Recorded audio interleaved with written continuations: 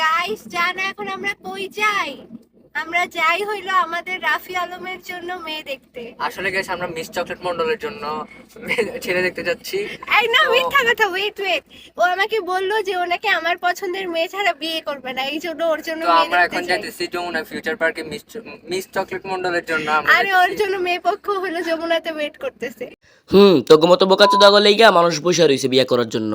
So ভিডিওর intro দেখে তোমাদের মনে হইতেই পারে আজকে আমরা মিস চকলেটে পচাইতে যাচ্ছি। আসলে সেটা না, আসলে আমরা আজকে রোজ করবো এমনই কিছু মিস চকলেটের মতো ক্ষণিকের মেয়েকে, যে ক্ষণিকের মেয়েগুলো টিকটকে পুরো ধ্বংস করতেছে। আর হ্যাঁ, তার সাথে একটা ক্ষণিকের ছেলেও আছে। আমাকে নিয়ে সমালোচনা করা বাদ দাও, আমার চেহারাটাই মাশাআল্লাহ, ব্যবহার কিন্তু আস্তাগফিরুল্লাহ। বাল আমার। দেখো গাইস, কারো চেহারা বা সৌন্দর্য নিয়ে কিন্তু কথা বলা ঠিক না, কারণ সবকিছু কিন্তু আল্লাহ তাআলার সৃষ্টি, কিন্তু এই চেহারার সাথে কিন্তু মাশাআল্লাহ শব্দটা যায় না। তোর চেহারা দেখা ভাই আমার এলাকার কিছু হিরোইন গান জুটতে আছে, সেম চেহারা ভাই, ওই চেহারা একদম সেম।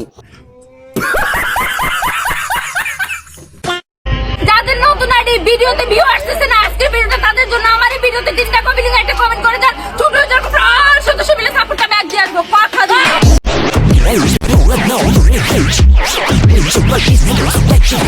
দেখ বোন, তুই ভিডিওতে কি বলছো সেটা তো আমি এক ফুটাও বুঝি না, কিন্তু বোন তোর একটা কথা আছে, তুই যে এতগুলো বেড়ার মাঝখানে এরকম অন্য ছাড়া দাঁড়া রয়েছিস বোন, তোর কি চরিত্রে এত সমস্যা?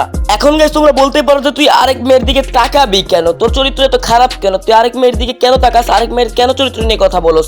আসলে ভাই তুমি যদি বের করে ঝুলাই রাখো তাহলে তো মানুষ তাকাবেই, তাই না? আমি কোনো রাজপুত্র নই, আমার কোনো পঙ্খিরাজ ঘোড়াও নেই।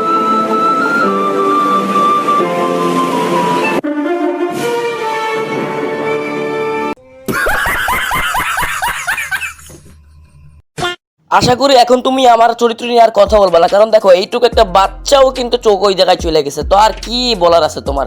এই অবশ শিশুর চোখ যে জায়গায় যাইতে পারে ওই জায়গায় তো আমার মতো যাই হোক।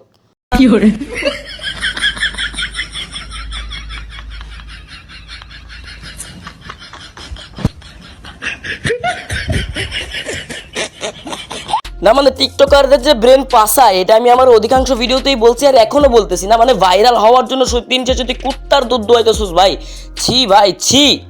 খাবো না বলছিলি, ভাতগুলো কার পেটে গেল, এই কথাটা কার বলুন তো?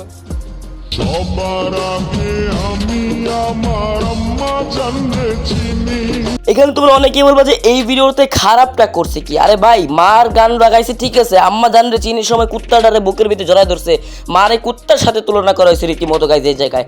এইসব লেওরা, যাই হোক, এদেরকে গালি দিতে দিতে ভাই গালি শেষ হয়ে যাবে, কিন্তু তাদের ক্রিঞ্জ কন্টেন্টগুলো শেষ হবে না। বাই দ্য ওয়ে গাইজ, আমাদের আজকের ভিডিও এতটুকুই। টিল নেক্সট ভিডিও, ততক্ষণ পর্যন্ত গুড বাই। আর এই দেখো আরেক চরিত্রহীন মাগি।